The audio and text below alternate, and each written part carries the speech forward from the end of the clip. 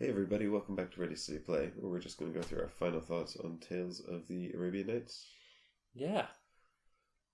Final thoughts, peeps.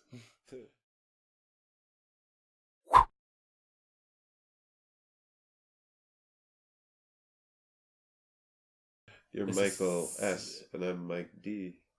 I never do No. that. I never introduce myself. I keep forgetting. I'm That's such true. good I at these. would hope that people know who you are by the end of the playthrough. Sick Sinbad. Yeah, a sick Sinbad, that's me. I am sick. Michael came over very kindly to play my sick day game, which is Tales of the Arabian Nights, because it requires basically... No thinking. I'm sick and I have no energy, but I still found the energy to get mad at the randomness in this game. Oh, it's so random. You were penalised so badly for that being accursed all the time. It's diseased. A disease, so, sorry.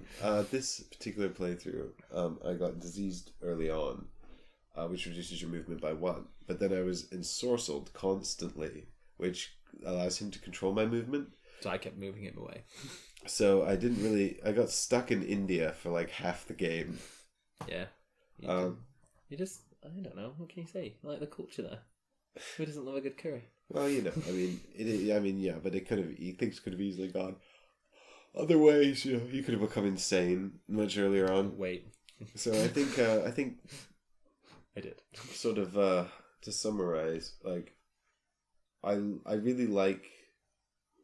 I mean, I always I get very frustrated by the randomness in this game, but I always seem to have a good time playing it. I can't really explain it. I always have a laugh. I was gonna say we've enjoyed. I've enjoyed this game. I think we've had a good time playing it, and I think what the randomness, although frustrating, has made it enjoyable. Has made it funny because old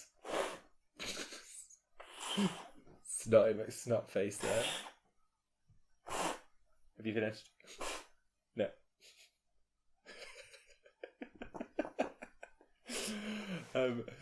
Yeah, old runny nose. Okay, good. Old runny nose has. Oh my god, I'm so sick. You've done well. You've done well. I'm impressed by your. I didn't exactly provide much competition for you. I basically just allowed. Do you know what? I got ensorcelled, I think 5 times in this game. Twice I avoided it because I was determined at that point. I think we were a little bit. We mocked the randomness quite a bit in this game as well.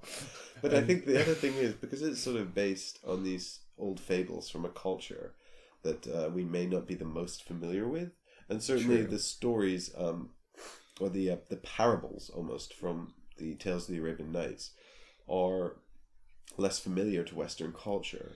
So it's, for example, like when I pick prey on the elephant, I attack it, and then I become pious for killing it. Yeah. And that, to me, is a very illogical chain of events. But in another culture, that might seem very logical. True.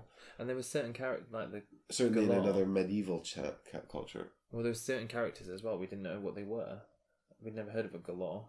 A ghule. A Gula. Ghule, which is apparently a woman who eats people. And also a dervish. Yeah. Married it. He married it. I'm gonna find out who that is. That you married. You might be listed here. Anyway. But please go on. But yeah, I think what makes this game very playable is the fact that it's of its randomness. It's not too difficult. It is here. Ghoul and ghoulie. Male and female. Ghoul is a male one, and a ghoulet is a female one. Monsters in human form who eat human flesh. Some of them, it's just, it's not in the glossary. It's called A Glossary of Unfamiliar Creatures and Characters, which is separate to the Glossary of Special Encounters. A dervish 2 glossaries.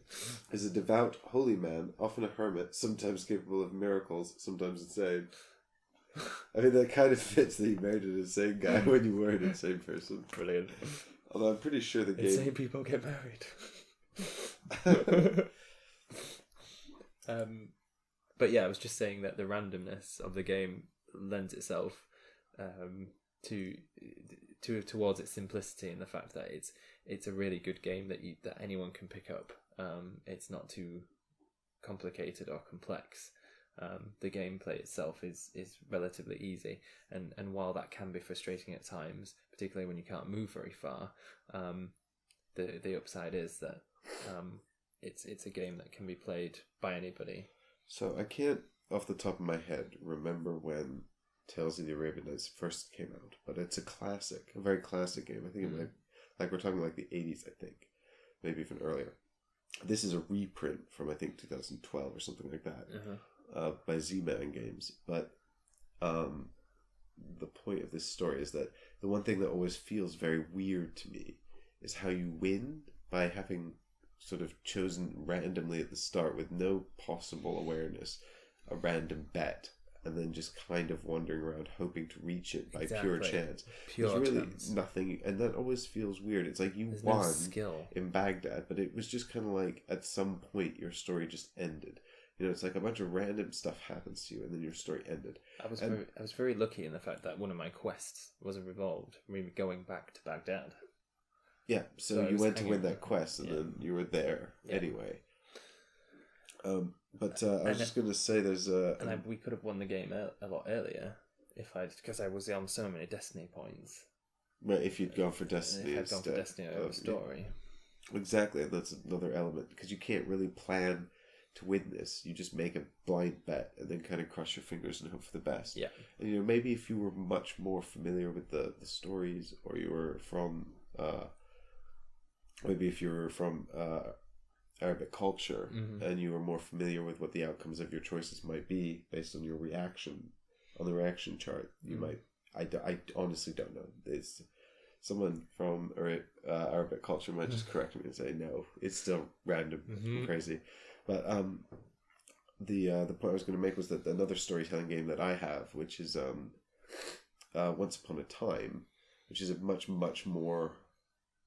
It's a different kind of storytelling game, because Once Upon a Time you're dealt a hand of cards, and the cards are characters, locations, aspects, and things like that. And essentially, you sort of compete to tell a story, and you know, you can use your cards to sort of steal the storytelling off of someone else. So if they start talking about something that's on a card you have in your hand, you can play that card to the table, and then suddenly you become the storyteller.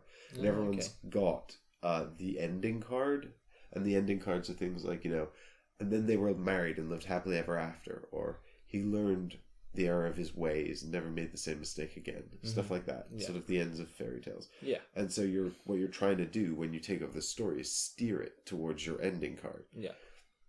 I really like that game. I have a bunch of expansions for it as well.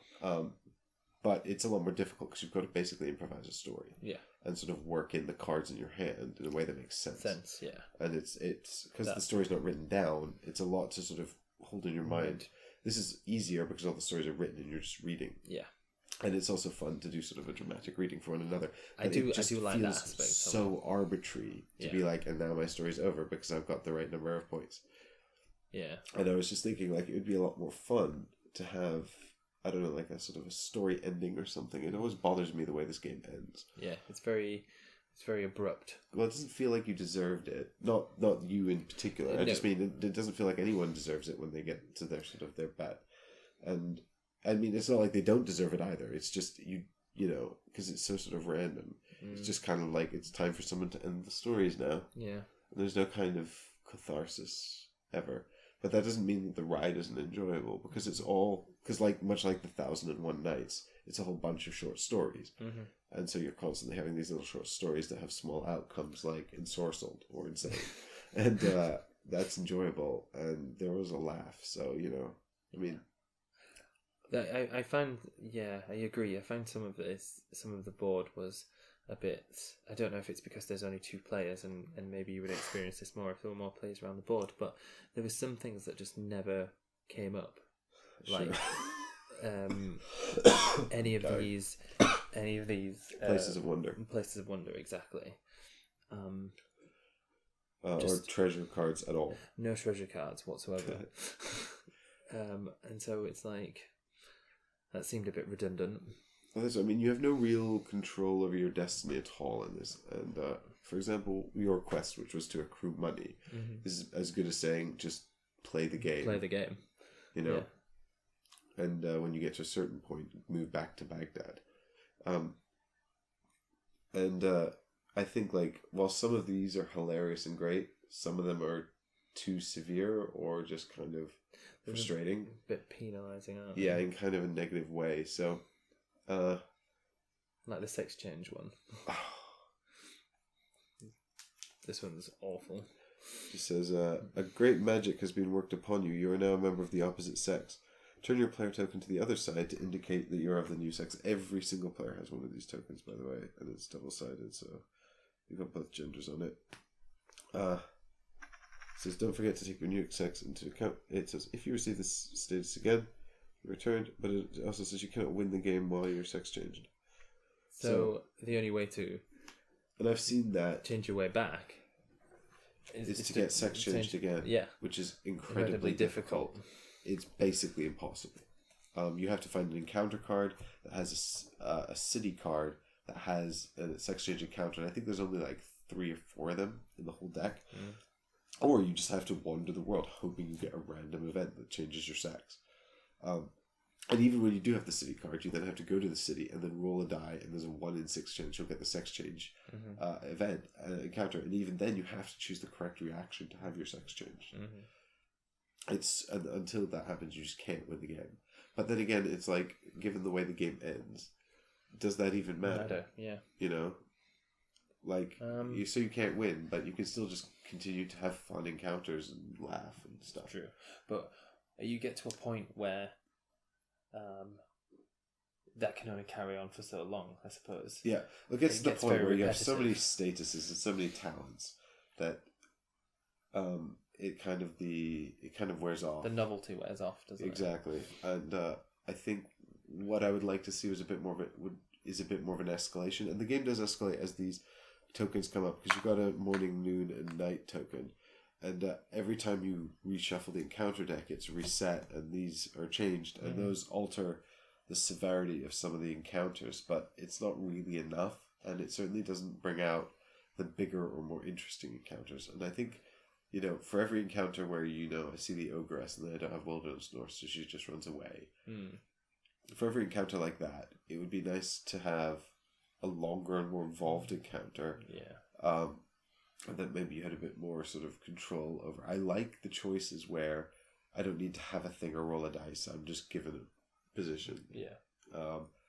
And it would, you know, it'd be nice for them to sort of come out towards the end of the game. Like, if you have these 2 conditions or something, you know, you trigger this event, and then you get like a little bit more added onto your story.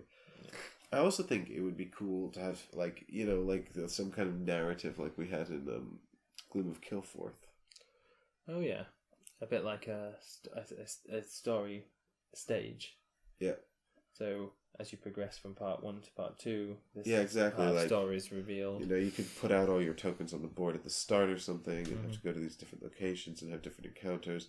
And then once you've got through all the locations, you know, there's sort of something scripted or something like that, or maybe even you're just drawing encounter, or you're just going to encounters in the book that are of a more significance. And that could give you a penalty or a...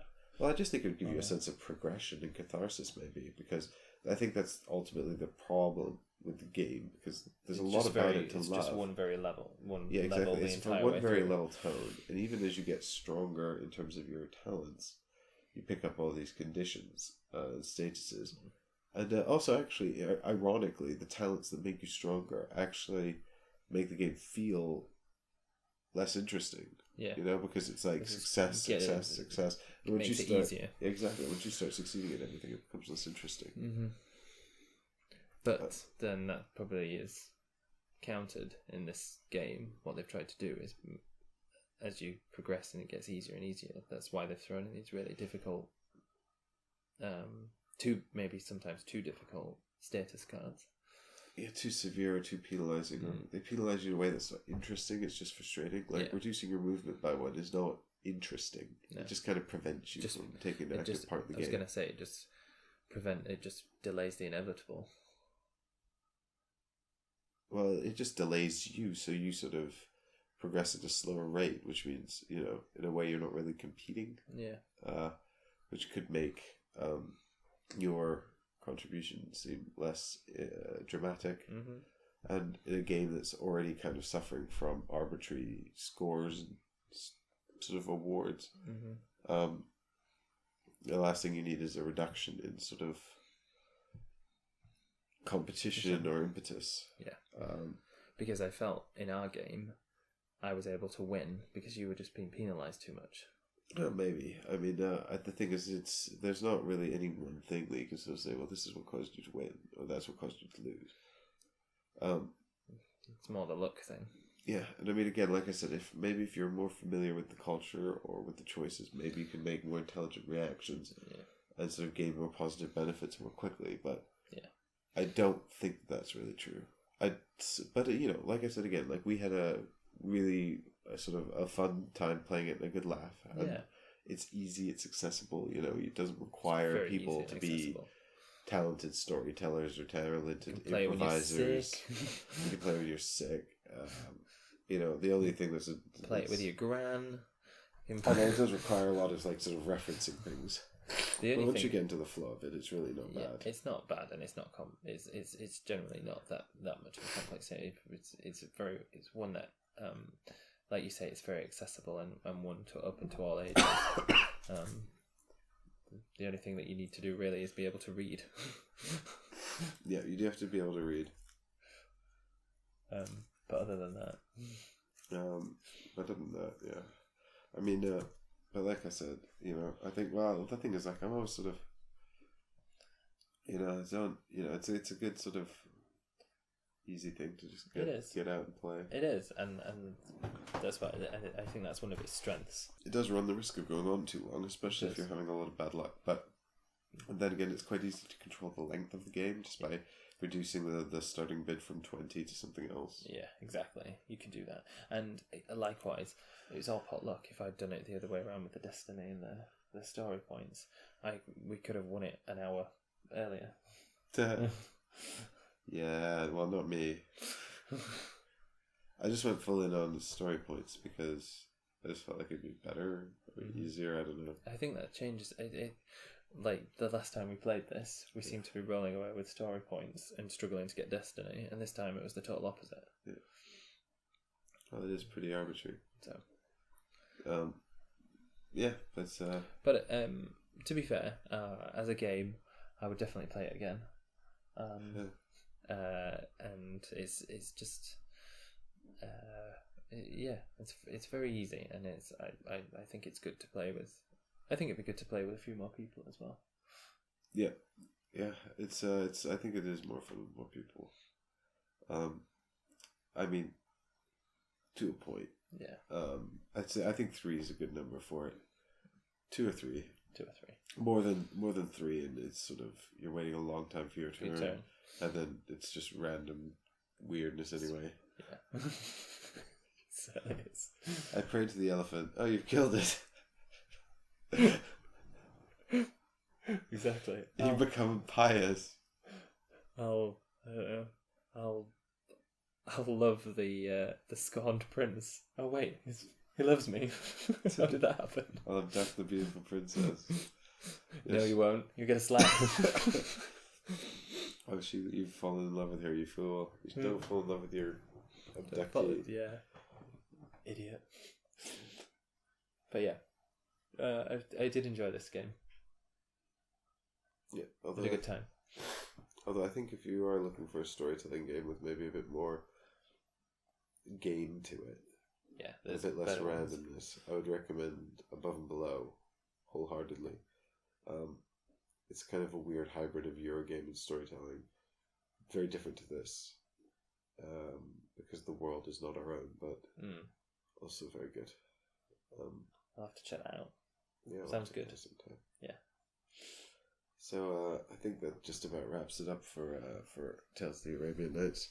Sorry we didn't get to go anywhere interesting like Sepulchre of Solomon or Cave of Wonders. Yeah. Jeweled Fortress. Diamonds. But I'd totally want to go to Cave of Wonders. How am I meant to meet the genie? The flying carpet. Oh, the flying carpet.